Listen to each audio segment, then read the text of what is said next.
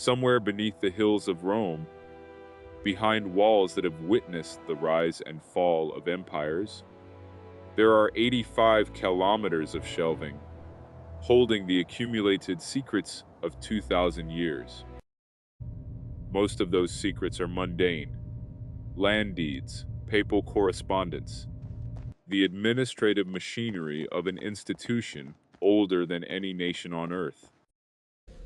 But among them, cataloged under references that few scholars have ever been permitted to request, lie documents that were never meant to be read again. And one of them, a parchment that survived 16 centuries of enforced silence, contains words that were deemed so dangerous, so fundamentally threatening to the story the world had been told, that the men who held power over Christendom made a conscious decision: this must never reach the faithful. Picture the moment it was written. A room lit by oil lamps, somewhere in the ancient Mediterranean world. A hand moving carefully across dried animal skin, pressing ink into words that the writer knew were explosive. This was not a forgery, not a fantasy, not the work of a rebel trying to invent something new. This was testimony. A record of events, of conversations, of theological claims that contradicted, directly and uncomfortably, the version of history that was already being standardized, enforced, and written in stone by the most powerful religious institution the Western world had ever produced. The writer finished. The parchment was sealed. And then the machinery of suppression began to move. For generation after generation, the church that called itself the guardian of truth made a parallel and quieter decision, to be the guardian of which truths were permitted to exist. Councils were convened. Lists were drawn up of which texts were sacred and which were dangerous. And the dangerous ones did not simply fall out of use. They were hunted. Monasteries received orders. Libraries were purged. Men who copied the wrong words onto the wrong parchment risked their freedom, and sometimes their lives. The document at the center of this story survived that purge by the narrowest of margins, passed between hands in the dark, hidden in walls and desert caves, copied in secret by people who believed that what it said mattered enough to die for. What you are about to encounter is not a conspiracy theory. It is the documented, verifiable, deeply uncomfortable history of how the most influential book in human civilization was assembled, and what was left out of it, and why. The parchment that was buried for a reason. And that reason, once you understand it fully, does not make the institution that buried it look like a guardian of truth. It makes it look like something far more familiar. A power structure protecting itself from the one thing that has always threatened power most. The truth that was written before anyone thought to control it. In the year 325 after Christ, the most powerful man in the known world, summoned every bishop in Christendom to a palace on the shores of a lake in northwestern Turkey. His name was Constantine, and he was not a theologian. He was a soldier, a politician, and a man who built his empire on the ability to consolidate competing forces into a single obedient structure. The council he convened at Nicaea was not primarily a spiritual gathering. It was a management decision. And one of the things it managed, with cold and deliberate efficiency, was the question of which documents about Jesus of Nazareth would be permitted to shape the faith of millions and which would disappear. What emerged from that council was not just a creed. It was a boundary. On one side of that boundary sat the texts that would become authoritative, sacred, untouchable. On the other side sat everything else, and everything else was supposed to vanish. Here is what most people do not know. The texts that were excluded from the official canon did not simply fall out of circulation because nobody found them compelling. Many of them had been read, copied, shared, and treated as authoritative by Christian communities for centuries before Nicaea. Some of them predated the Gospels you know by name. Some of them circulated in regions of the ancient world where Christianity had taken root long before Rome became interested in the faith. The decision to exclude them was not a theological consensus arrived at through prayer and discernment alone. It was a political act, enforced by imperial authority, backed by the threat of exile for bishops who refused to sign the agreed upon formulations. And once that boundary was drawn, the documents on the wrong side of it became targets, not metaphorically, literally. The order went out: surrender the forbidden texts, or face the consequences. Now hold that image in your mind, because here is where the story becomes extraordinary. Most of those texts did not survive. The machinery of suppression was thorough, patient, and relentless across centuries. Libraries were purged. Monasteries received lists of prohibited writings. Scribes, who copied the wrong words, risked everything they had. The overwhelming majority of early Christian literature that did not make it into the canon is simply gone, not in the sense that we have fragments and can reconstruct it, but gone in the sense that we have no trace of it at all, not even a title, not even a reference in a later condemnation. It vanished so completely that we cannot even measure the scale of what was lost. But some texts survived. A small number, hidden in the walls of desert monasteries, buried in ceramic jars in cliffside caves, carried in the folds of robes across borders by people who understood that what they were carrying was contraband. And one of those surviving texts, the one at the center of everything we are going to explore, is a parchment whose existence was, by every measure of institutional intent, an accident of human stubbornness and faith. The document itself is ancient, not ancient in the way we casually use that word to mean old or venerable, but ancient in the precise, verifiable, archaeological sense. The material it was written on, the style of the script, the linguistic characteristics of the text, the vocabulary and grammatical structures it employs. All of these point an origin in the early centuries of the Common Era, placing its composition within the living memory of the events it describes, or within a generation or two of that memory. This is not a medieval forgery.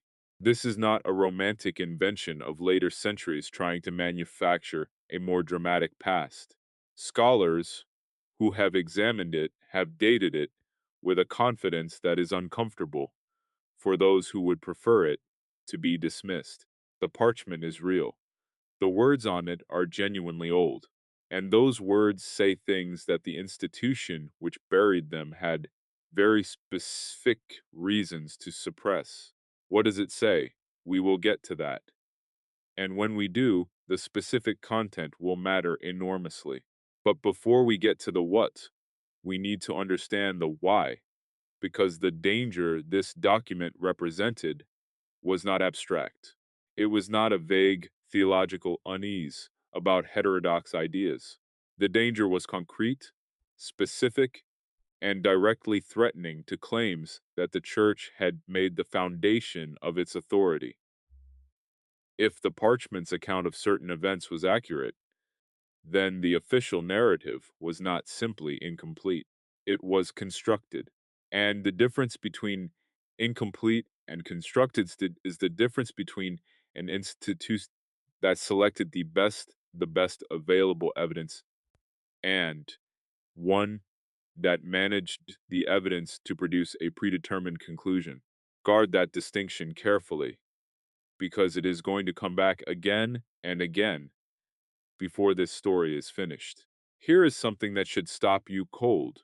The Vatican has never fully denied the existence of documents like this one. What it has done, with extraordinary consistency across centuries, is manage access to them.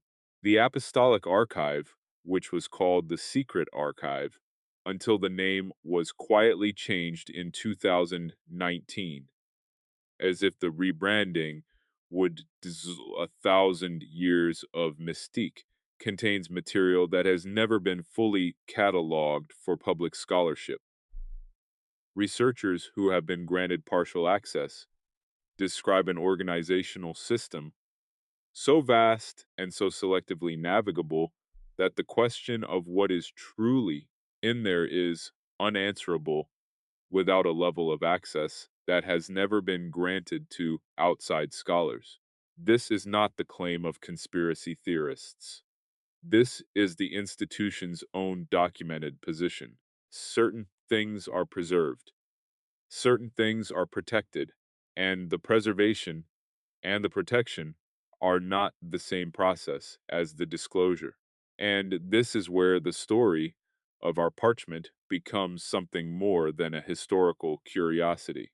Because the text did not stay buried, it surfaced, not all at once, not with a press conference or an official announcement, but in the way that genuinely suppressed truths tend to surface incrementally through the work of scholars operating at the margins of institutional tolerance, piecing together fragments from multiple sources, cross referencing with parallel traditions in Coptic, Syriac, and Greek until the outline of what the document contains became impossible to dismiss. The people who brought it to light were not sensationalists. They were philologists, historians, and theologians who understood exactly what they were looking at and understood equally well what it meant for the story that had been told for 16 centuries. They published their findings in academic journals. They presented their evidence at conferences attended by specialists who could challenge every claim. And the challenges, when they came, addressed methodology and dating and translation, not the core claim. The core claim stood. So, what are we actually dealing with? We are dealing with a document that a council of bishops, backed by imperial authority, decided in the 4th century should not exist in the hands of ordinary believers. We are dealing with 1,600 years of deliberate suppression, carried out not through a single dramatic act, but through the patient, institutional work of controlling access, destroying copies, and ensuring that the communities most likely to preserve the text were either converted or eliminated. We are dealing with words that survived that suppression because a small number of people across many generations believed they were worth the risk to keep alive. And we are dealing with the question that makes all of this matter beyond mere historical interest.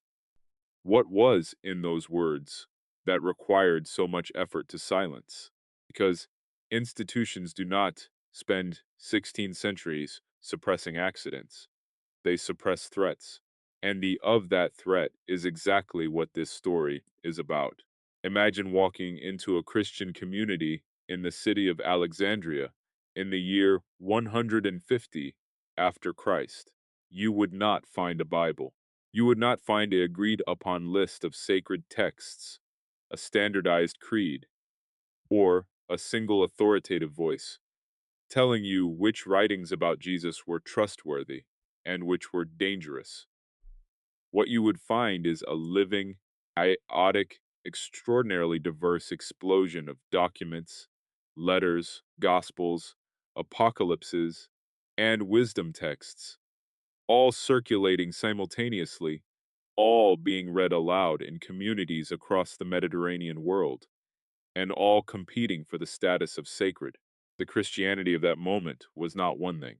It was dozens of things, speaking dozens of theological languages, drawing on dozens of different accounts of who Jesus was, what he taught, and what his life and death meant for the human story. That world is almost unrecognizable from the perspective of what Christianity eventually became. And the reason it is unrecognizable is that someone won the competition. Someone drew the line. And the drawing of that line is one of the most consequential acts of editorial power in the history of human civilization. The word canon comes from a Greek term meaning rule or measuring rod. When early church leaders began using it to describe a list of authoritative scriptures, they were being precise in a way that is easy to miss. A canon is not just a collection, it is a standard of measurement. It defines not only what is included, but what is excluded, and more importantly, it defines the criteria by which inclusion and exclusion are determined. The problem, historically, is that those criteria were never as clean or as spiritually neutral as the institution that established them would later claim. Apostolic authorship was one stated criterion, meaning a text had to be written by an apostle or a direct companion of one. But this criterion was applied selectively and inconsistently, accepting texts whose authorship was disputed while rejecting others with equally strong claims. Widespread use was another criterion, meaning a text had to be recognized across multiple major Christian communities.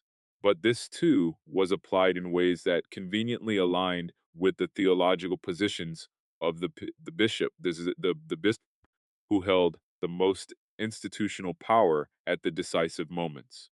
Here is something that the standard history of the Bible rarely emphasizes with the weight it deserves. The canonization process was not a single event. It was a centuries long argument, punctuated by councils and synods and episcopal letters, during which the boundaries shifted repeatedly depending on who was asking the question and where they were standing geographically. The book of Revelation was rejected by major Eastern churches for centuries and accepted reluctantly in the West. The letter to the Hebrews was disputed for its authorship. The Shepherd of Hermas, a text widely read and deeply respected in the 2nd century, eventually fell outside the boundary. Meanwhile, documents like the Didache, the first letter of Clement, and the Epistle of Barnabas circulated with near canonical authority in certain communities before being quietly demoted. The finality we associate with the canon today, the sense that these 66 books were always and obviously the sacred ones, is a retrospective illusion. It was a war, and like all wars, it was decided not purely by the quality of the competing claims, but by the power of the competing armies. Now, think about what that means for the documents that lost. The texts that ended up outside the canon were not uniformly fringe productions written by isolated eccentrics with no connection to the early Christian movement. Some of them were deeply embedded in the life of major communities. The Gospel of Thomas, which presents a Jesus who speaks in riddles and wisdom sayings rather than in the narrative framework of the Synoptic Gospels, was read by communities in Syria and Egypt who considered it every bit as authoritative as Matthew or Luke. The Gospel of Philip, with its startling theological vocabulary and its dense symbolic language about sacraments and spiritual transformation, was not a marginal document. It was a central text for Christians whose understanding of the faith was sophisticated, ancient, and deeply rooted.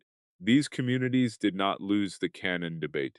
because their texts were obviously inferior. They lost because the theological vision their texts represented was incompatible with the centralized, hierarchical model of church authority that the emerging institutional church required. And this is the point where the politics become impossible to separate from the theology. The version of Christianity that won the canon debate was also the version of Christianity that was most compatible with Roman imperial structures. It had clear lines of authority, traceable from to bishop back to the apostles. It had a theology of salvation that required mediation through institutional sacraments administered by ordained clergy. It had a cosmology that placed a single sovereign God at the top of a clear hierarchy, mirroring in the spiritual realm the kind of order that Roman imperial administration valued in the material one. The versions of Christianity whose texts were suppressed tended to be the ones that emphasized direct spiritual experience over institutional mediation, that distributed authority more broadly, that were harder to organize into the kind of obedient, taxable, manageable community that a state religion needed to be. Constantine did not invent this alignment between theological orthodoxy and imperial convenience, but his patronage of the church accelerated it dramatically, and the councils that followed his conversion did not simply ask which texts were true. They asked implicitly but powerfully which texts were useful. Detente un momento y considera esto. Every time you read a Bible, in any translation, in any language, you are holding the output of that war. The 66 books between those covers are not there because a divine hand sorted them from all others with perfect discernment and zero institutional self-interest. They are there because a series of councils, synods, and episcopal authorities operating across 3 centuries of sometimes violent theological conflict, gradually converged on a list that served the needs of the institution those authorities represented. That is not an attack on the spiritual power of those texts. Many of them are extraordinary. Many of them contain words that have genuinely transformed human lives across 2 millennia. But the process that selected them was human. It was political, it was contested, and it left out things that other Christians in other places, in other times, considered equally sacred, equally ancient, and equally true. The parchment at the center of our story was one of those things. It did not fail to make the canon because it was poorly written or theologically incoherent. It failed to make the cants because what it said about specific events and specific people directly contradicted the narrative that the winning side of the canon debate had built its authority upon. And here is what makes that suppression so significant. The people who excluded it knew exactly what they were doing. We know this because we have their letters.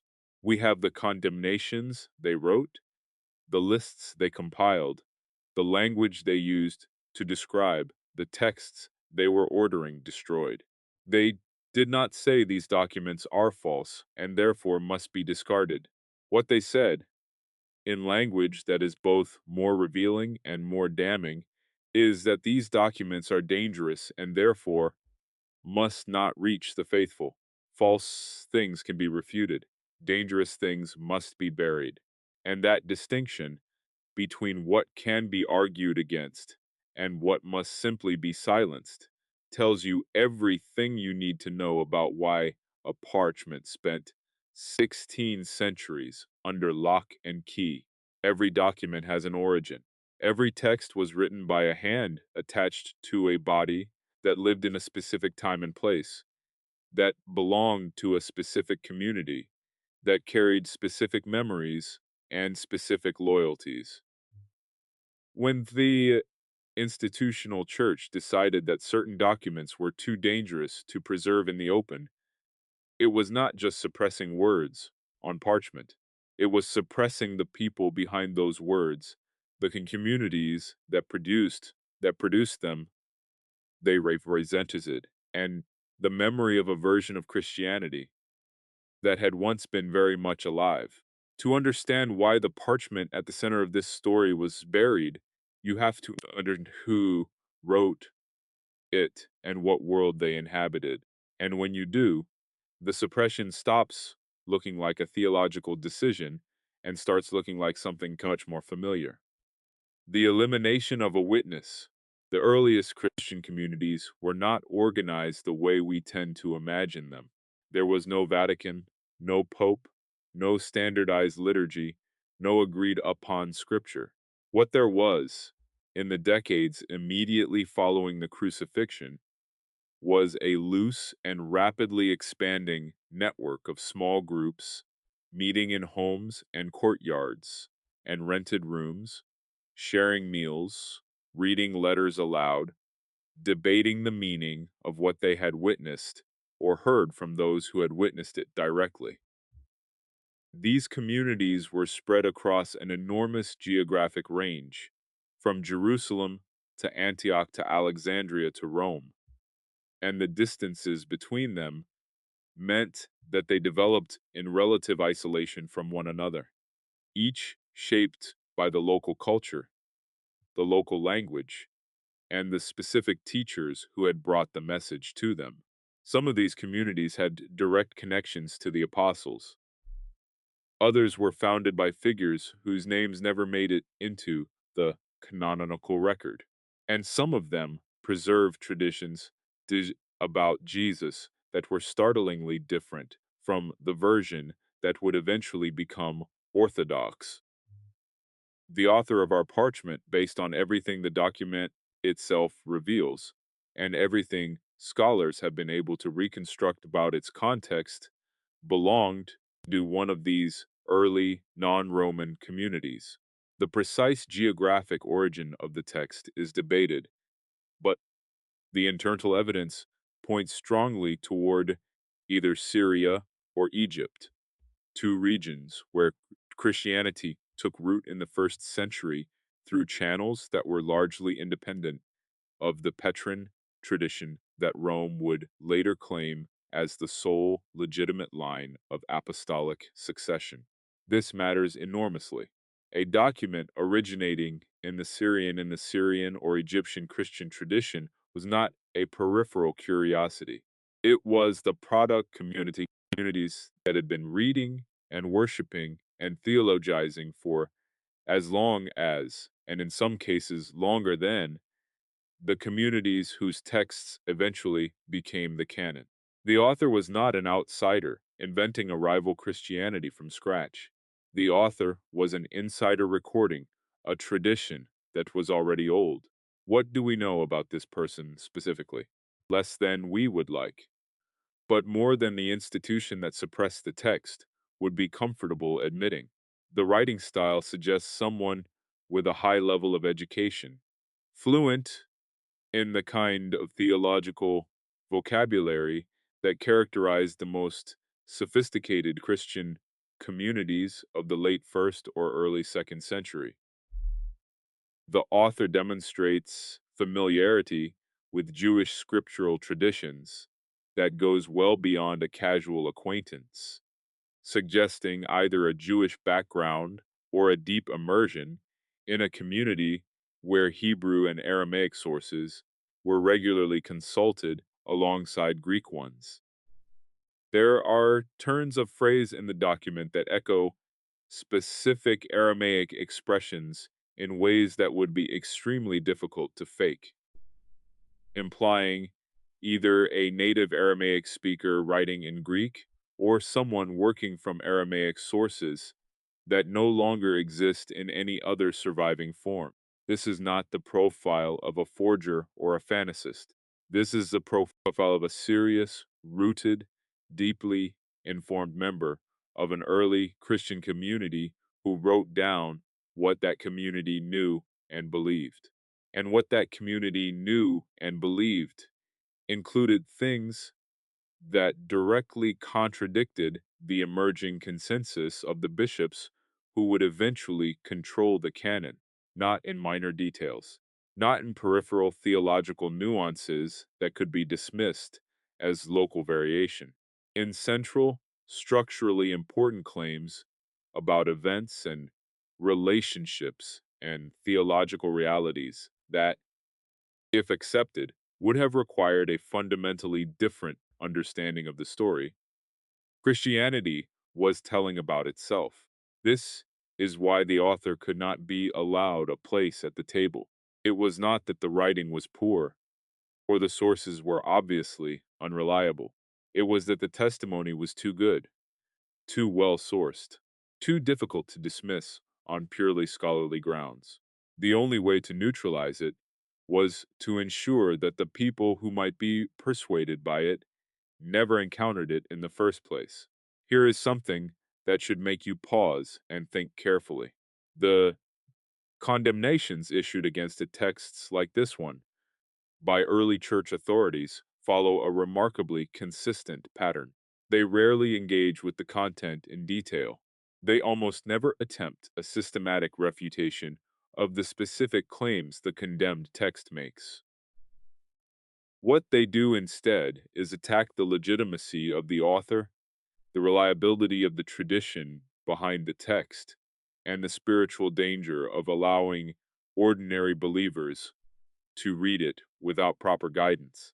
Bishop Irenaeus of Lyon, writing in the late 2nd century, produced an enormous multi-volume work against what he called heresies, and his method throughout is telling. He describes the competing traditions in lurid and often contemptuous terms, attributes them to demonic inspiration or human vanity, and insists that the only safeguard against their corruption is submission to the authority of bishops in the apostolic succession. What he does not do, with any consistency, is demonstrate that the claims they make are factually wrong. The argument is not truth versus falsehood. It is authority versus the absence of authority. And that is a very different argument. The community that preserved our parchment understood what was happening to them. There are traces in the document itself, in certain passages that read almost like a message from the author to future readers, of an awareness that the text would be contested, that powerful forces would attempt to discredit it, and that the preservation of what it contained would require courage and deliberate effort. This is not a paranoid interpolation read back into the text by modern scholars with an agenda. It is present in the language, in specific exhortations about guarding the memory of what has been written and passing this to those who are ready to receive it. The author knew. The community knew. They knew that the tradition they were recording was already under pressure, already being squeezed out of the emerging institutional structures of the faith, already at risk of the kind of erasure that only organized power can achieve. They wrote it down anyway. They hid it. They passed it forward. And the fact that we are talking about it now, 16 centuries after the institution that tried to bury it reached the height of its suppressive power, is a testament to what human beings will do to keep a memory alive when they believe with everything they have that the memory matters. This is the moment the entire story has been building toward. We have established that the document is real, that it is old, that the person who wrote it was embedded in a legitimate and ancient Christian tradition, and that the institution which suppressed it did so not because it could be easily refuted, but because it could not. Now we open it, and what we find inside is not what centuries of institutional silence might have led you to expect. It is not a sensational fantasy about hidden treasure or secret bloodlines or underground societies. It is something far more quietly devastating than any of those things. It is a detailed, theologically coherent, internally consistent account of events and teachings that the canonical Gospels either describe very differently or do not describe at all. And the difference between what the parchment says and what the official record says is not a matter of minor variation. It is a matter of fundamental, structural, irreducible contradiction. The document opens with a scene that will be immediately recognizable to anyone familiar with the gospel narratives. But the details are wrong in ways that are impossible to dismiss as scribal error or translation drift. The setting is correct. The general sequence of events is recognizable. But the specific words attributed to Jesus in this account are different from the words recorded in Matthew, Mark, Luke, and John, and different in ways that carry enormous theological weight. In the canonical Gospels, certain statements by Jesus are carefully constructed to support a specific understanding of his identity, his relationship to God, and the salvation he offers. In the parchment, those same moments are recorded with a different emphasis, a different vocabulary, and in some cases, a directly different claim about what Jesus said and meant. This is not a small discrepancy. If the parchment's version is accurate, then the canonical version involves editorial decisions that shaped the theological meaning of the text in a specific and deliberate direction. One of the most striking passages concerns the of the resurrection. The canonical tradition, as it developed through the councils and creeds of the 4th and 5th centuries, insists on a bodily resurrection, a physical return of Jesus in the same flesh that died on the cross, transformed but materially continuous with the body that was laid in the tomb. This insistence was not theologically innocent. It was a direct response to competing Christian traditions, many of them associated with what institutional Christianity labeled as Gnostic, which understood the resurrection in spiritual rather than physical terms. The parchment does not use the language of the later Gnostic systems. It is too early for that, but its description of the post-resurrection appearances of Jesus uses vocabulary and imagery that is unmistakably more compatible with a spiritual understanding than a physical one. The word it uses in the underlying Aramaic tradition the Greek text reflects is closer in meaning to the concept of a luminous presence than to the concept of a resuscitated body. This is not a trivial difference. This is the difference that divided Christianity into two irreconcilable camps for the first 3 centuries of its existence. There is another passage, and this one is perhaps even more explosive in its implications. It concerns the relationship between Jesus and several of his closest followers, and it describes a series of private teachings given to a small from that are presented in the document as distinct from and more advanced than the teachings given to the broader group of disciples. The existence of such an inner circle of esoteric teaching is not by itself a new claim. The Gospel of Mark gestures toward it. The Gospel of John implies it. Various early Christian writers reference a tradition of secret teachings without filling in the details, but our parchment fills in the details. And what those details describe is a theological framework that is far more complex, far more philosophically sophisticated, and far more difficult to systematize into a hierarchical institutional religion than the version of Jesus' teaching that eventually became orthodox. The Jesus of the parchment is not primarily a sacrificial figure whose death atones for human sin through a transaction with divine justice. He is a teacher whose primary concern is the transformation of human consciousness, the awakening of something the document calls, in a term that resists easy translation, the interior light. Now, you might be asking yourself whether any of this can be verified independently.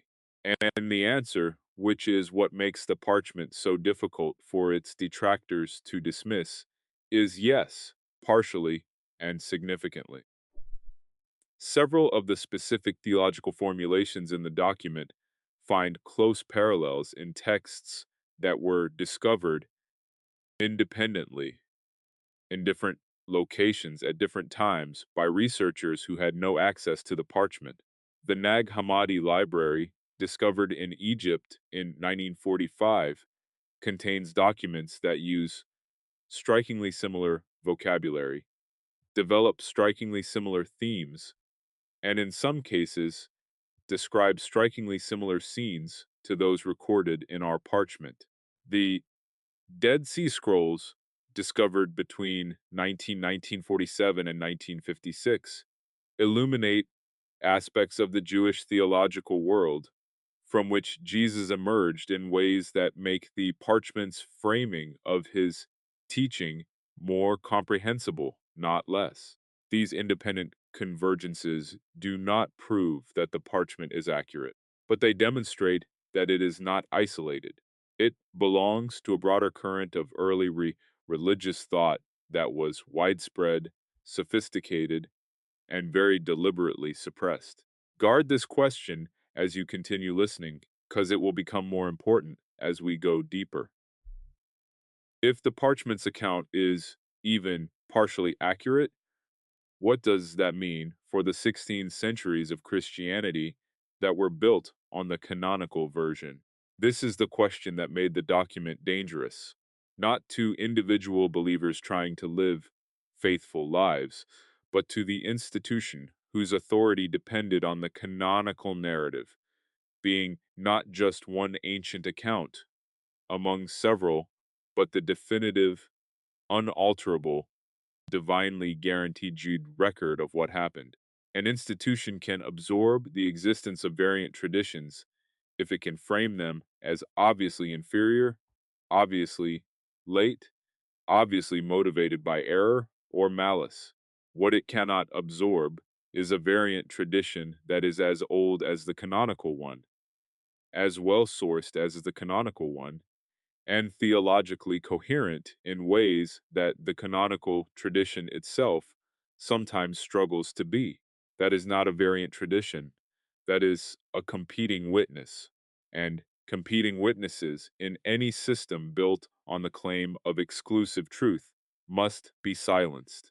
The final section of the parchment is the one that scholars have found most difficult to discuss in public forums without provoking institutional pressure. It contains what appears to be a direct statement attributed to Jesus about the relationship between the teachings he gave publicly and the teachings he reserved for those he considered ready to receive them.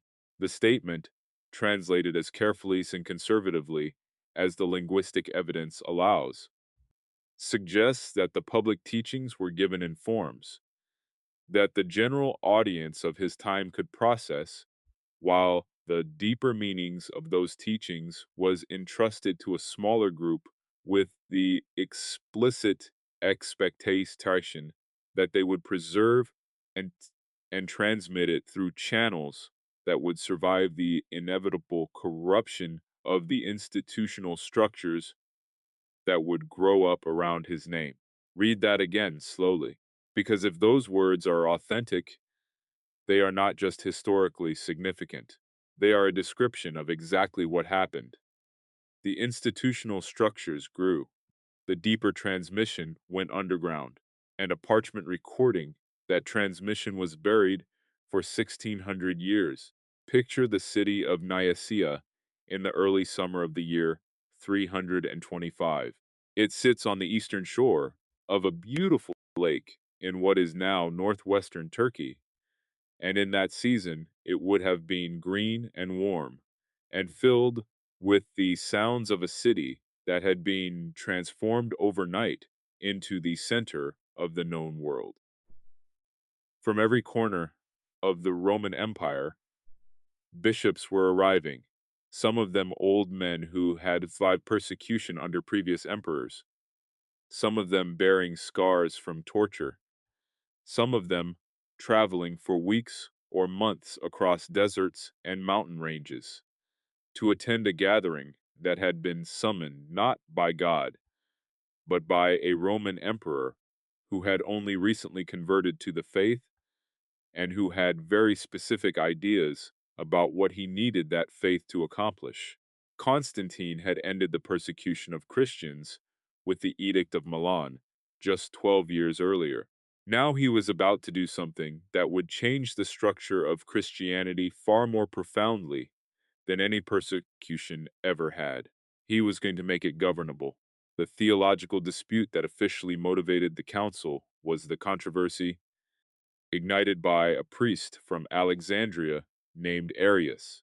Arius had been teaching that Jesus, while divine in some elevated sense, was nonetheless a created being subordinate to the Father, brought into existence at a specific point in time, rather than eternally coexistent with God. His formula, which circulated in memorable verse so that ordinary people could repeat it, was simple and devastating. There was a time when the Son was not. Against him stood the position that would become orthodoxy, associated most forcefully with the bishop Athanasius, also from Alexandria, who insisted that the Son was of the same substance as the Father, eternally begotten, not made, co-equal, and co-eternal. The Greek word that became the crux of the debate was homoousios, meaning of the same substance. It was a single word, and the question of whether it belonged in the creed or not would determine the theological direction of Christianity for the next 2,000 years. But here is what the standard account of Nicaea almost always leaves out. The debate about Arius and the of Christ was not the only thing that happened at that council, and it was arguably not the most consequential thing that happened there for the long-term shape of the faith. Also at Nicaea, and in the synods and episcopal gatherings that followed over the next several decades, the boundaries of permissible Christian literature were being actively negotiated. The canon was not formally closed at Nicaea. That is a common misunderstanding. What happened at Nicaea and its aftermath was something more subtle and more powerful. The establishment of an institutional framework that gave specific bishops in specific locations the authority to make binding decisions about theological correctness. And that created the mechanisms by which texts that fell outside the emerging consensus could be officially condemned and ordered destroyed. The Synod of Laodicea in the year 363 produced one of the earliest explicit lists of approved books. The councils that followed refined and enforced that list with increasing precision, and each time the list was refined, the pressure on communities still circulating unapproved texts became more intense, more dangerous, and more difficult to resist. What did it feel like to be on the losing side of those decisions? Imagine being a bishop in Syria or Egypt, presiding over a community that had been reading and venerating a particular text for generations, a text that your predecessors had treated as sacred, that your community had built its understanding of the faith around, that connected you to a tradition you believed was as old and as legitimate as anything Rome could claim. And then imagine receiving a letter backed by imperial authority informing you that this text was heretical, that possessing it was a spiritual danger, that you were required to surrender all copies in your possession or face consequences that ranged from excommunication to placement to exile to, in some periods and places, imprisonment. Some bishops complied. Some destroyed their copies rather than surrender them to authorities who might use them as evidence against their communities. And some, a precious few, did something else entirely. They hid them. They buried them in jars. They sealed them in the walls of buildings. They sent them with trusted messengers to communities in remote locations beyond the easy reach of imperial enforcement. They chose the survival of the memory over their own safety. This is the human reality behind the archaeological discoveries that have transformed our understanding of early Christianity. The Dead Sea Scrolls were not accidentally mislaid by careless scribes. The Nag Hammadi texts were not forgotten in a moment of absent-mindedness. They were hidden by people who knew they were hiding contraband, who understood the risk they were taking, and who made a deliberate decision that what those texts contained was worth preserving at personal cost. The parchment at the center of our story belongs to this same tradition of deliberate concealment. It survived not because the institutional church failed to find it, but because the people who held it were more committed to its preservation than the authorities who sought its destruction were able to sustain their pursuit across generations. Empires rise and fall. Councils issue their decrees and then dissolve. But a parchment sealed in the right container, in the right location, tended by the right hands across enough generations, can outlast all of them. Now, think about Constantine himself for a moment, because his role in all of this is more complicated than the simple narrative of a Christian emperor unifying the faith suggests. Constantine did not convert to Christianity out of mystical conviction alone.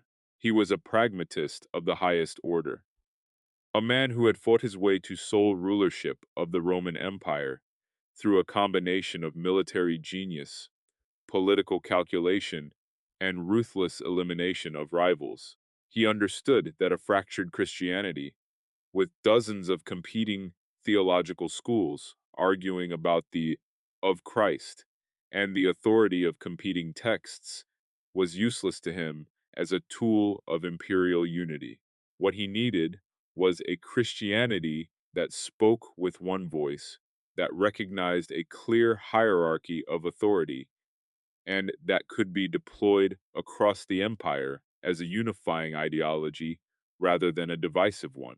The council at Nicaea gave him that, or at least the beginning of it. The theological disputes did not end at Nicaea. They continued for another century and beyond, but the institutional framework for resolving them always in favor of the position most compatible with centralized authority was established there. And the texts that could not be accommodated within that framework were, from that point forward, not merely heterodox. They were enemies of the imperial order. And here is the devastating irony at the heart of the entire story. The suppression worked. For 16 centuries, the version of Christianity that emerged from Nicaea and its successor councils shaped the spiritual life of hundreds of millions of people, defined the moral framework of entire civilizations, launched crusades and inquisitions and reformations, built cathedrals and universities and hospitals, and exercised a cultural influence so total that it is almost impossible to think about Western history without it at the center. The texts it suppressed were forgotten by the vast majority of the people who might have been transformed by them. The communities that preserved alternative traditions were either absorbed or destroyed. The parchment that should have been part of the conversation about what Christianity was and meant spent 1600 years in darkness. And the question that haunts everything we have examined so far is the one we now have to face directly. What would those 16 centuries have looked like if the council had decided differently? What kind of faith, what kind of civilization, what kind of humanity might have emerged if the words on that parchment had been allowed to breathe? Texts do not disappear on their own. This is the fact that the comfortable version of history prefers you not to examine too closely. When we say that certain early Christian documents were lost, we are using a word that implies accident, neglect, the natural entropy of fragile materials across long stretches of time. But lost is not the right word for what happened to the majority of the texts that fell outside the canonical boundary after Nicaea. Destroyed is the right word. Hunted is the right word. Erased with institutional intention and imperial backing across a period of centuries by an organization that understood with extraordinary clarity that the control of information is the foundation of the control of belief, and that the control of belief is the foundation of the control of people. What happened to the forbidden texts of early Christianity was not an accident of history, it was a policy. The most famous single act of this policy is also the most debated.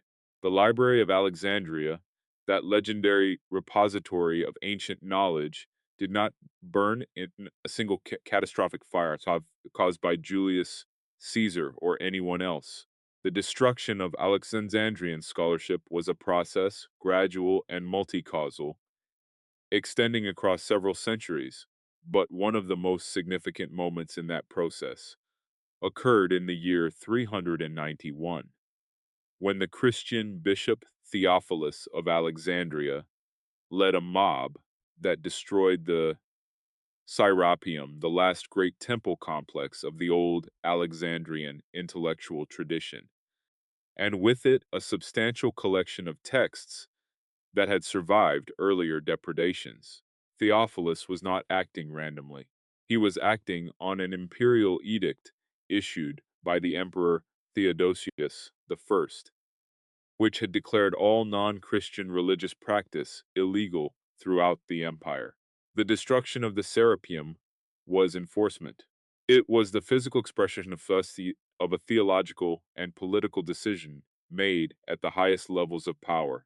And among the texts that did not survive that enforcement were almost certainly di- di- documents whose content would have changed our understanding of the ancient world beyond recognition. But Alexandria was only the most visible front in a campaign that was being waged simultaneously across the entire Mediterranean world. In Rome, in Antioch, in Carthage, in the cities and monasteries of Asia Minor, bishops who had aligned themselves with the Nicene consensus were implementing the decrees of successive councils with a thoroughness that varied by location and personality, but maintained a consistent direction. Texts condemned as heretical were to be surrendered. Communities that refused to surrender on them were to be disciplined, and discipline in the vocabulary of the late Roman Empire was not a gentle word. The bishop of a community that harbored forbidden texts risked deposition. The community itself risked having its property confiscated, its right to assemble revoked, its members subjected to fines or worse. The Emperor Theodosius issued a series of edicts in the 380s that made adherence to Nicene Christianity the legal definition of Roman citizenship, and treated deviation from it as a form of civic treason. Under those conditions, the survival of any forbidden text required not just courage, but a level of organizational commitment and geographic remoteness that very few communities could sustain, and yet some did. The monasteries of Egypt, particularly those scattered across the Nile Valley and the surrounding desert, became unlikely sanctuaries for precisely the kind of textual preservation that the institutional church was trying to prevent. This is one of the great paradoxes of the suppression campaign. The monastic movement, which grew explosively in Egypt and Syria during the 4th century, was in many ways a product of the same spiritual impulses that had generated the alternative Christian traditions the church was trying to eliminate. The desert fathers and mothers who founded these communities were not primarily interested in institutional conformity. They were interested in direct spiritual experience, in the transformation of consciousness through ascetic practice and contemplative prayer, in a relationship with the divine that did not depend on episcopal mediation or sacramental machinery.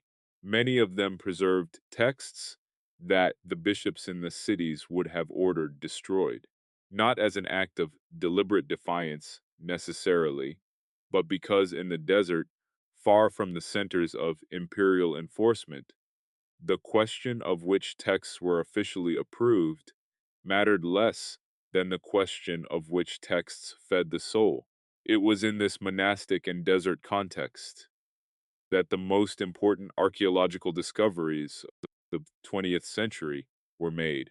In December of 1945, a farmer named Mohammed Ali al-Salman was digging for fertilizer near the cliffs of Jabal al-Tarif in Upper Egypt, close to the village of Nag Hammadi, when his mattock struck a large ceramic jar sealed with a bowl and buried approximately half a meter below the surface.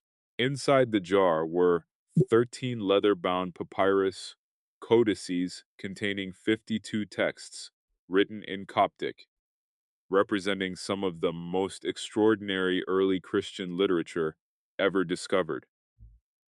The collection included the Gospel of Thomas, the Gospel of Philip, the Gospel of Truth, the Apocryphon of John, and dozens of other texts that had been effectively unknown to the modern world for over 15 centuries. They had been buried, scholars believe, sometime in the late 4th century, almost certainly in response to an episcopal letter, possibly one issued by the Bishop Athanasius of Alexandria in the year 367, in which he listed the books he considered canonical and instructed monks under his authority to eliminate all others from their collections. Someone at the monastery of St. Pachomius, a short distance from the burial site, had chosen to bury the books rather than destroy them. That choice, made in a moment of institutional crisis by a person whose name we will never know, preserved 16 centuries of forbidden memory in the Egyptian desert. The pattern of burial and concealment was not unique to Nag Hammadi. The Dead Sea Scrolls, discovered between 9947 and 9956 in the caves of Qumran near the western shore of the Dead Sea, represent another act of deliberate preservation under pressure. In that case, by a Jewish community facing Roman military destruction in the 1st century. But the principle is the same across both discoveries and across both Parchment at the center of our story. When institutional power moves to destroy a text, the people who believe in that text do not always comply. Sometimes they bury it. Sometimes they hide it in a cave. Sometimes they copy it in secret and pass the copy to someone they trust. In a community, the authorities cannot easily reach. And sometimes, against every reasonable expectation, those hidden copies survive. They wait in their ceramic jars and their sealed wall cavities and their desert caves. For the moment when the institution that buried them is no longer powerful enough to prevent their recovery. That moment, for the parchment we have been following throughout this story, came later than it came for the Nag Hammadi texts and the Dead Sea Scrolls. Its emergence into the scholarly record was quieter, more contested, and less accompanied by the kind of dramatic discovery narrative that captures public attention.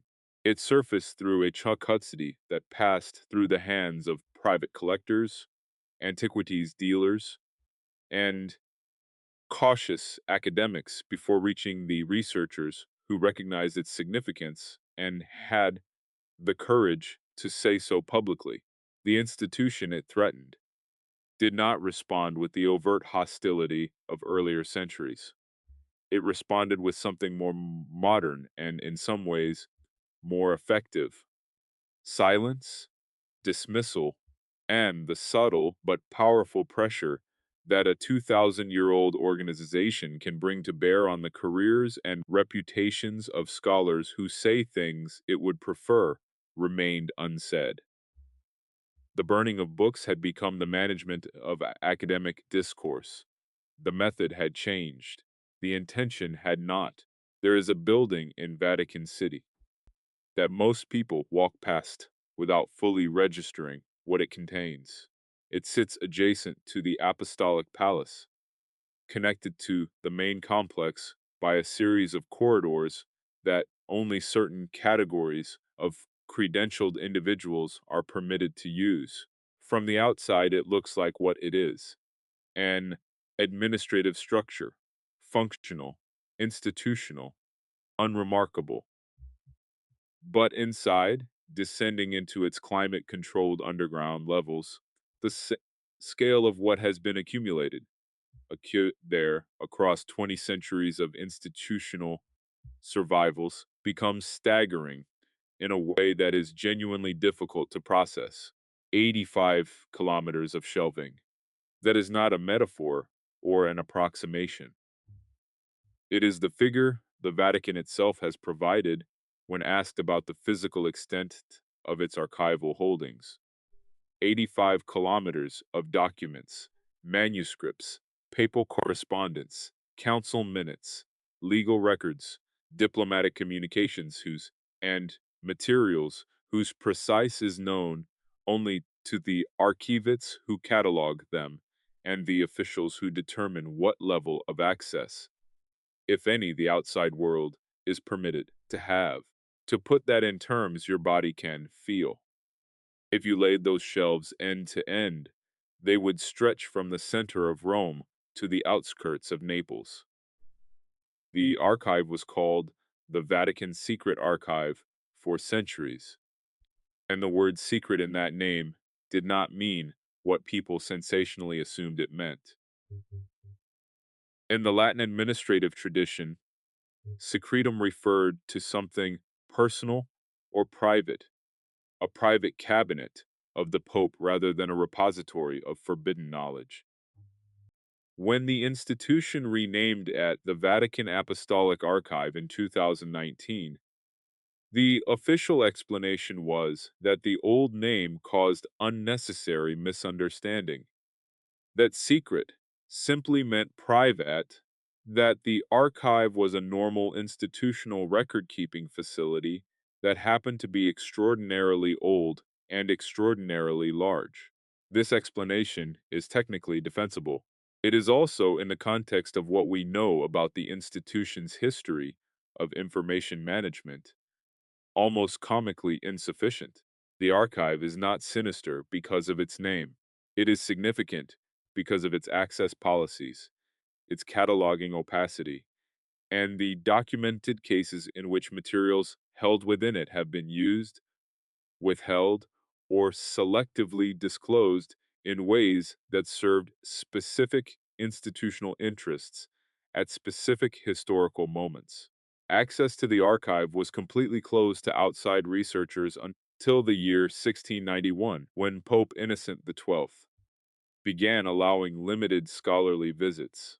it was not open to broader academic research until 1881, when Pope Leo XIII, in a gesture of relative openness that was also a calculated demonstration of institutional confidence, invited qualified historians to apply for access.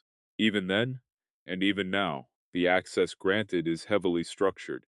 Researchers must apply in advance, specify the materials they wish to examine, and work through an archival staff that retrieves documents on their behalf. There is no open browsing. There is no ability to follow a chain of references from one document to another in the way that modern historical research normally operates. You see what you are permitted to see, retrieved by people who know what else is in the vicinity of what you requested, and who are not required to tell you about it. This system is not unique to the Vatican, but in an institution with this much history and this much documented motivation for selective disclosure, it is impossible to evaluate neutrally. What have researchers actually found on the occasions when access was granted? The discoveries that have emerged from legitimate archival research are genuinely extraordinary, and they are the publicly acknowledged ones, which makes the question of what has not been disclosed even more pressing. The archives contain the original documentation of the trial of Galileo Galilei, including the records of his interrogation and the precise wording of his abjuration, which remained inaccessible to historians for centuries.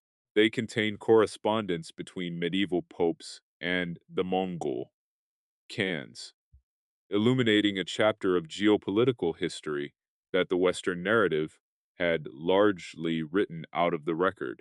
They contain the letter from the English Parliament requesting the annulment of the marriage of King Henry VIII, complete with the seals of the nobles who signed it, a document of enormous historical significance that sat in Vatican storage for centuries, while the Reformation it helped precipitate, reshape the world.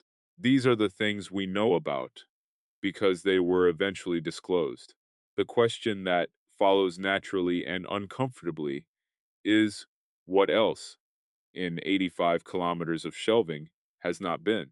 There is a specific category of material whose existence the archive has never fully accounted for. In the centuries following the councils that established the biblical canon, the institutional church accumulated an enormous quantity of documentation related to its campaigns against heresy. The records of inquisitorial proceedings, the inventories of confiscated materials, the correspondence between bishops and papal legates about the handling of suppressed texts. All of this was generated in enormous volume and was, by the standards of medieval bureaucracy, carefully preserved. Some of it has been disclosed.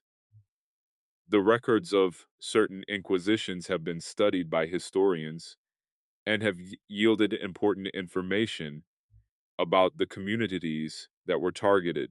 But the inventories of confiscated texts, the records of what was seized from whom and what was done with it afterward, have never been comprehensively released. And those inventories, if they exist in anything like the completeness that the Vatican's archival traditions would suggest, would tell us not just what was destroyed, but what was preserved. Because institutions that go to the trouble of cataloging what they confiscate do not always destroy everything they catalog. Sometimes they keep it. This is the hypothesis that serious scholars, not conspiracy theorists, but credentialed historians and theologians working within mainstream academic institutions, have been advancing with increasing confidence over the past several decades. The argument is straightforward. The Vatican had both the motivation and the organizational capacity to preserve, in controlled conditions, the very texts it was publicly ordering destroyed. Preserving them served multiple purposes. It provided reference material for identifying and condemning new outbreaks of the same heresies. It gave the institution a record of what the opposition had actually claimed, which was useful for constructing rebuttals. And it gave successive generations of leadership a window into the alternative traditions that, if they ever re-emerged, would need to be managed. A powerful institution destroys what it fears, but keeps what it can use. And what it keeps in a building with 85 kilometers of shelving and access policies designed to ensure that only trusted insiders know the full extent of the holdings can remain effectively invisible for a very long time. The parchment at the center of our story may or may not have a copy somewhere in those 85 kilometers. We cannot know with certainty. What we can say, based on everything the institutional record reveals about how the Vatican has managed information across its history, is that the possibility cannot be dismissed. The archive exists. The motivation to preserve as well as suppress existed. The organizational continuity to maintain both practices across 16 centuries existed. And the access policies that would allow such preservation to remain undisclosed exist right now, today, in the building adjacent to the Apostolic Palace, where 85 kilometers of human memory sit in climate-controlled darkness, waiting for a level of transparency that the institution housing them has never, in 2,000 years, shown any consistent inclination to provide. Here is a question that should stop you completely. If the parchment we have been following through this story represented nothing more than a local theological dispute within a single branch of early Christianity, why do its central claims find such precise echoes in traditions that developed independently on different continents in cultures that had no documented contact with the communities of the ancient Mediterranean world? Why does the core of what the parchment describes, a figure of divine origin who brought hidden knowledge to humanity, whose teachings were suppressed by institutional power, and whose true message survived only in fragmentary and concealed form, appear not once or twice in the world's religious traditions, but in dozens of them, separated by oceans and centuries, expressed in different languages and different symbolic vocabularies, but pointing with uncomfortable consistency toward the same underlying reality. This is not a marginal observation made by credulous enthusiasts. It is a documented pattern that serious comparative religion scholars have been wrestling with for over a century. And the honest ones will tell you that it does not have a satisfying conventional explanation. Begin with the Coptic tradition of Egypt. The Coptic Christian Church, which traces its founding to the evangelist Mark in the 1st century, preserved a body of theological literature that developed largely independently of the Roman Church and that maintained, in certain strands of its tradition, ideas that the Nicene Consensus had classified as heretical. The Coptic texts discovered at Nag Hammadi are the most famous example, but they are not isolated. The broader Coptic theological tradition contains consistent references to a layer of teaching beyond the public gospel, a deeper transmission of knowledge about the divine and the human that was entrusted to specific individuals and communities rather than broadcast universally. The vocabulary is different from the parchment. The symbolic framework is different, but the structural claim is identical.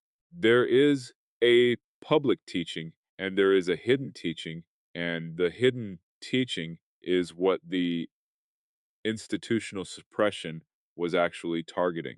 Move east into the Syriac Christian tradition, which developed in Mesopotamia and spread across Persia and eventually into India and China. The Syriac churches, particularly those associated with the theology of figures like Ephraim, the Syrian and the mystical traditions that grew from his work, maintained an understanding of Christ and his teaching that diverged from Roman orthodoxy in ways that parallel the divergences in our parchment with striking precision. The Syriac term for the indwelling divine presence, the light that the parchment describes as the interior reality that Jesus sought to awaken in his followers, appears in Syriac theological texts across multiple centuries and multiple communities, with a consistency that suggests not borrowing from a common written source, but preservation of a common oral and experiential tradition. These were not people reading the same forbidden document. They were people who had inherited the same memory through different channels. Now, cross an ocean entirely and consider what you find in the traditions of Mesoamerica. The Quetzalcoatl tradition of ancient Mexico, which predates any possible contact with Christian missionaries, describes a feathered serpent deity who came among humanity bearing knowledge, who taught arts and sciences and spiritual wisdom to the people, whose true teaching was subsequently corrupted and suppressed by priestly hierarchies, interested in power rather than truth, and who departed with a promise to return at a specific future time. The structural parallels to the suppressed Christian tradition are not perfect. They are not supposed to be perfect. They are expressed through an entirely different cultural and symbolic cyclic language embedded in a cosmology that has no surface resemblance to the Mediterranean world. But the deep architecture of the story, the divine teacher, the hidden knowledge, the institutional suppression, the promise of return is the same story. And the question that raises is not whether the ancient Mexicans had read our parchment. They had not. The question is, what kind of memory, embedded in human spiritual experience at a level deeper than any single cultural tradition, keeps generating this same narrative across such enormous distances of space and time? The Hindu tradition of India offers yet another angle on the same convergence. The concept of the Guru Shishya Parampara, the chain of transmission from teacher to disciple through which esoteric knowledge is passed in a form that cannot be reduced to written text, is one of the oldest and most central organizing principles of Indian spiritual culture. The Upanishads, some of which may date to as early as the 8th century before Christ, explicitly frame their teaching as secret knowledge given to the qualified student by the qualified teacher, not to be shared indiscriminately, not to be reduced to public doctrine, but to be received in a relationship of direct transmission that activates something in the student that written words alone cannot reach. When the parchment describes Jesus giving a deeper teaching to an inner circle, it is describing a pedagogical model that the Indian tradition had been employing for centuries before the first century of the Common Era. The convergence is not coincidence. It is the fingerprint of a universal recognition that genuine spiritual knowledge has a quality that institutional religion, by its very, tends to flatten and suppress. The Sufi tradition within Islam provides perhaps the most direct parallel of all, and the most historically provocative. Islamic Sufism, which developed in the centuries following the death of the Prophet Muhammad, and which has always existed in tension with Islamic orthodoxy for precisely the same reasons that the suppressed Christian traditions existed in tension with Christian orthodoxy, preserves a body of teaching about the inner dimensions of revelation, that it traces back through a chain of transmission to the prophet himself. The Sufis claim that Muhammad gave a public teaching and a private teaching, that the private teaching concerned the direct experience of the divine rather than the external observance of religious law, and that this private teaching was entrusted to specific individuals and communities who preserved it across centuries of institutional hostility. The parallel to the structure of this pressed parchments claimants about Jesus is precise enough to be remarkable. Two different prophetic figures, two different religious traditions, two different centuries.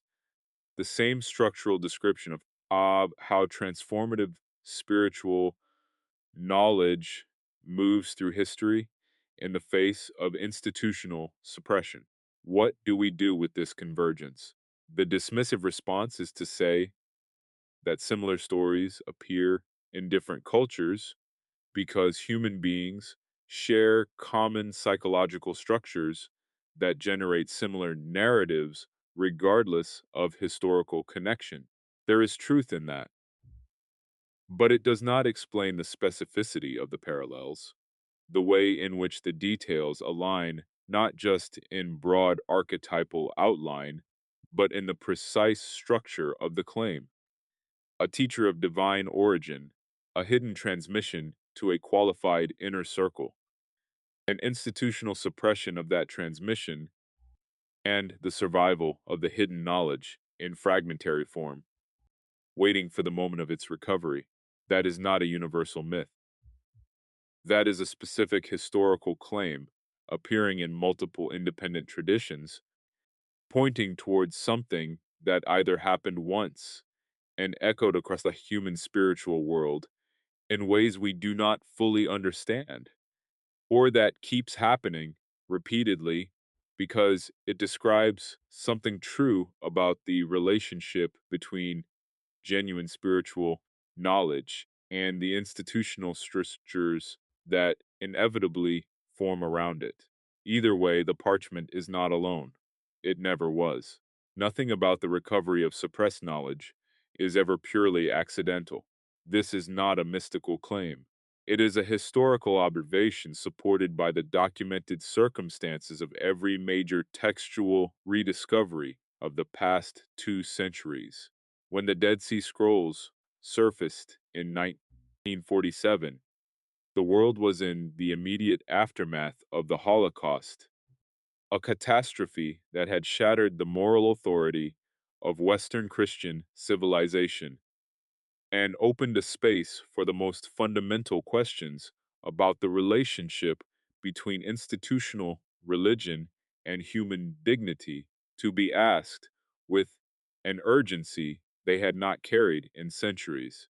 When the Nag Hammadi Library was discovered in 1945, it emerged in the same convulsive historical moment as the old certainties of Western culture were being dismantled by the trauma of a Second World War in a single generation, and that a spiritual frameworks that had sustained those certainties were being subjected to the most searching scrutiny they had ever faced. When the Gospel of Judas was finally published in 2006, after decades of delay caused by disputes among private collectors and scholarly disagreements about authentication, it appeared in a cultural moment when the institutional church was reeling from the exposures of systematic sexual abuse cover-ups that had shaken the faith of millions. Coincidence is one explanation for these alignments, but coincidence, applied repeatedly across a pattern, this consistent eventually stops being an explanation and starts being a question. The question is this: do suppressed texts resurface when the institutional conditions that suppressed them are weakened? Or do they resurface because something in the broader human situation makes the world ready to receive what they contain? This is not an either-or question. The mechanisms are probably both historical and something harder to categorize.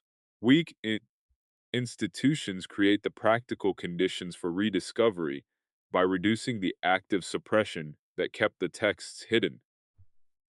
But the timing within those windows of weakened suppression, the specific moment when a farmer digs in the right field, or a Bedouin shepherd tosses a stone into the right cave, seems to carry a quality that purely mechanical explanations struggles to fully account for. The people who preserved these texts, the ones who buried them in jars and hid them in walls and copied them in secret, did not do so with any expectation of immediate recovery. They were preserving something for a future they could not see, trusting that what they were hiding would find its moment. And the pattern of when that moment has arrived, again and again across the past 80 years, suggests that the moment is not random. Consider the specific trajectory of the parchment we have been following. Its emergence into the scholarly record did not happen in a single dramatic event. It happened in stages, each one corresponding to a specific shift in the cultural and institutional landscape that made the next stage possible.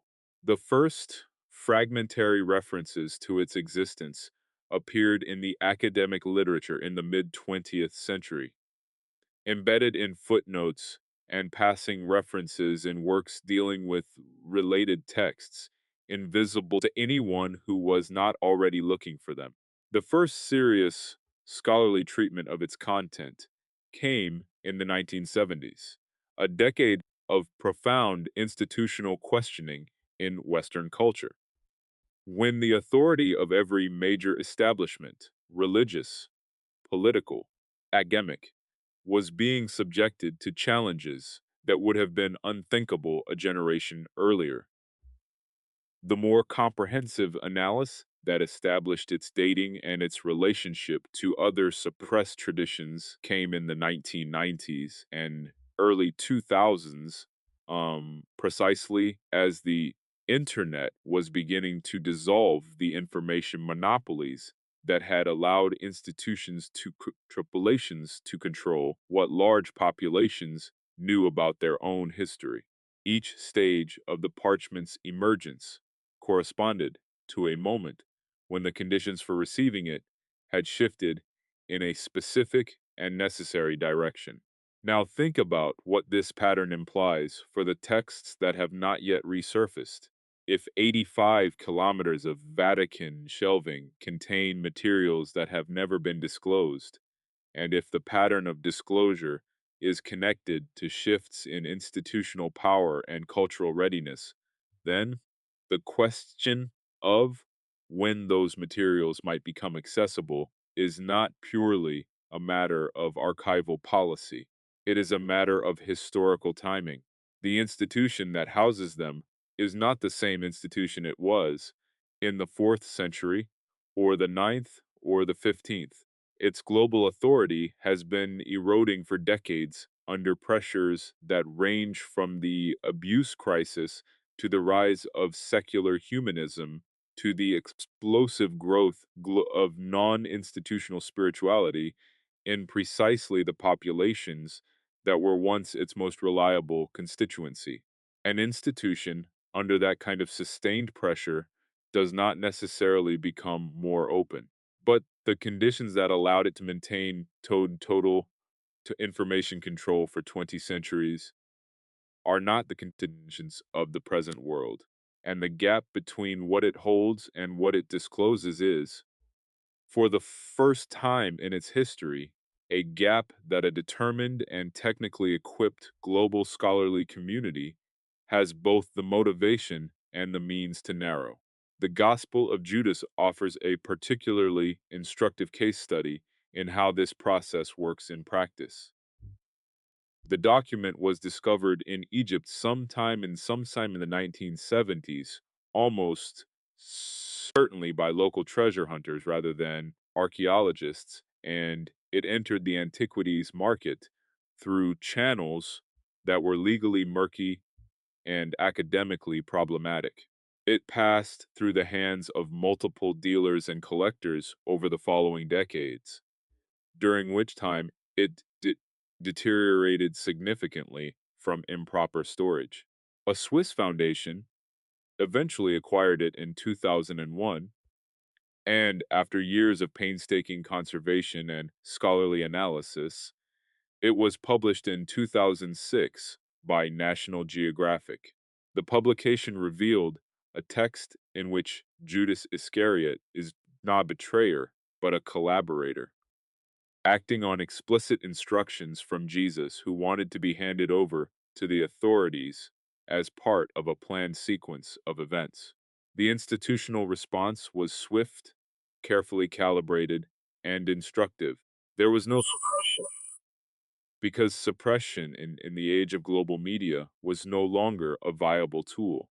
Instead, there was a managed engagement, scholarly critiques of the translation, debates about the dating, carefully worded statements from church authorities, explaining why the text, while historically interesting, had no bearing on established doctrine.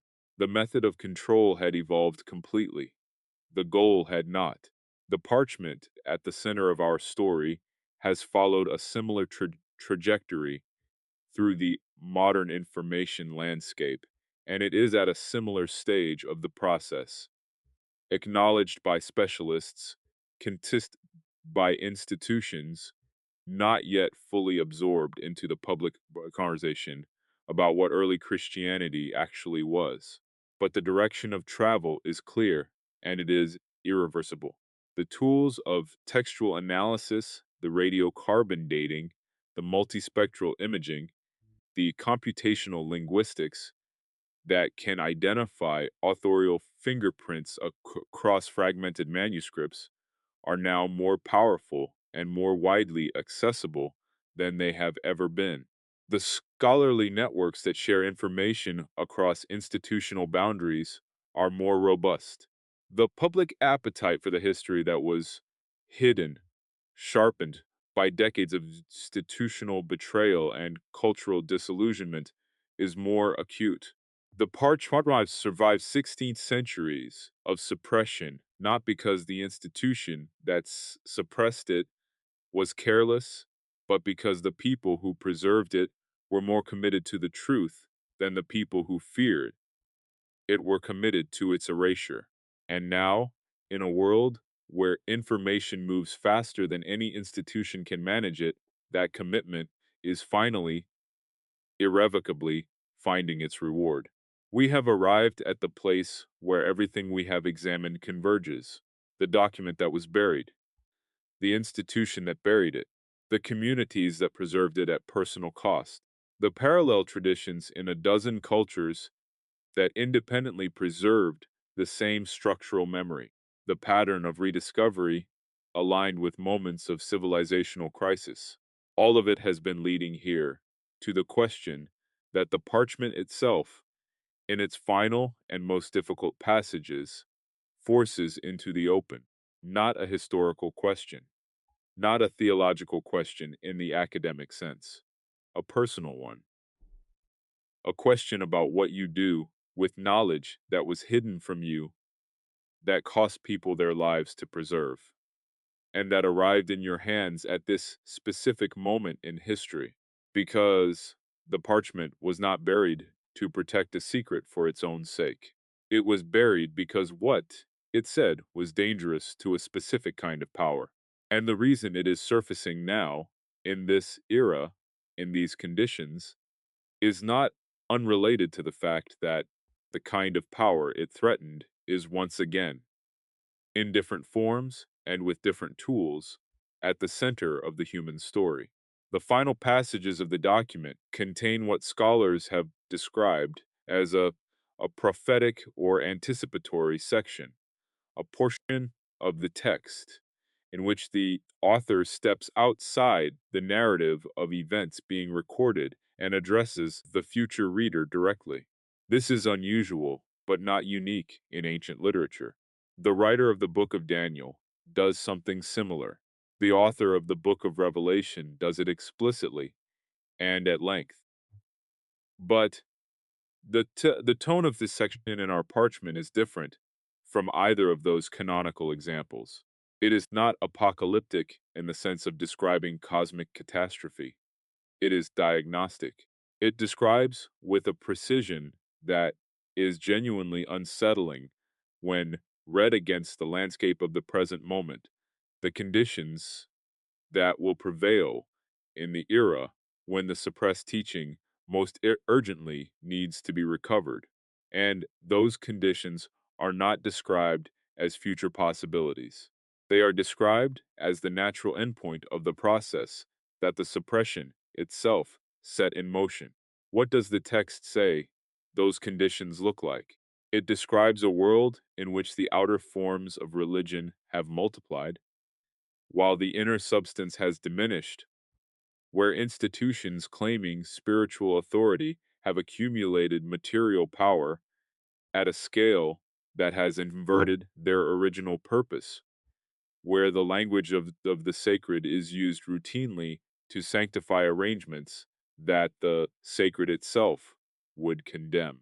It describes a technological acceleration in which human beings have acquired the ability to alter the fundamental structures of living things without having acquired the wisdoms to understand what are altering or why the original structures were arranged as they were. It describes a fragmentation of human attention and human community so severe that the capacity for the kind of sustained inner work that genuine spiritual and transformation requires has been systematically eroded, not by any single villain, but by the aggregate effect of 1,000 systems, each optimized for engagement rather than depth. Read that list again slowly, because none of those things are descriptions of a distant future. They are descriptions of right now. This is the point where the parchment stops being a historical document and becomes something more immediate and more demanding. Because if the text is accurate, if it was written by someone with genuine insight into the trajectory that the suppression of inner knowledge would set civilization on, then its resurfacing at this specific moment is not a coincidence of archaeology. It is a response. The knowledge that was buried because it was dangerous to institutional power is emerging precisely as the consequences of its burial are becoming impossible to ignore. The spiritual vacancy at the center of technologically saturated, institutionally managed, modern life is not an accident. It is the predictable result of 16 centuries of systematic suppression of the traditions that understood human beings as more than consumers of doctrine and participants in ritual. The parchment did not cause that vacancy by being suppressed, but its recovery is directly relevant to whether anything can be done about it. Now, think about the specific claim that runs through every chapter of this story, that Jesus gave a public teaching and a private teaching, and that the private teaching was about the awakening of something interior that the public religion built around his name has consistently either ignored or actively discouraged. If that claim is true, then the crisis of meaning that characterizes so much of modern spiritual life is not a crisis of insufficient doctrine or insufficient ritual. It is a crisis of insufficient interiority. The forms are there, the buildings are there, the texts are there, or the ones that were permitted to survive are. What is not there, in any institutionally accessible form, is the transmission of the interior practice that the suppressed traditions described as the actual point of the whole enterprise. The parchment is not offering a replacement religion. It is pointing back to something that was present at the origin, and that the process of institutionalization progressively covered over, until only the covering remained. There is a passage near the very end of the document that has no parallel in any canonical text, and that every scholar who has examined it has described as the most difficult to translate and the most impossible to dismiss. It is a statement attributed to Jesus about the of what is being transmitted and the responsibility of those who receive it. The closest rendering in contemporary English preserves the essential structure while inevitably losing some of the resonance of the original. What I give you is not information about the light. It is the light itself, given in a form that your present condition can receive. Carry it carefully. When the time comes that the form is broken and only the carriers remain, they will be the ones who remember what the form was always meant to contain. Guard that sentence. Because the form, in the context of the parchment's broader argument, is the institutional structure of the religion, and the time when the form is broken is not presented as a catastrophe to be mourned. It is presented as a clarification, a moment when what has accumulated around the original transmission falls away, and what remains is only what was always real. We began this story with a document buried for 1600 years, and the question of why. We have moved through the politics of canon formation, the lives of the people who preserved forbidden texts at personal risk, the content of what those texts actually say, the institutional machinery of suppression, the cross cultural convergences that suggest the suppressed knowledge was never unique to a single tradition, and the pattern of rediscovery aligned with moments when the world most needs what was hidden.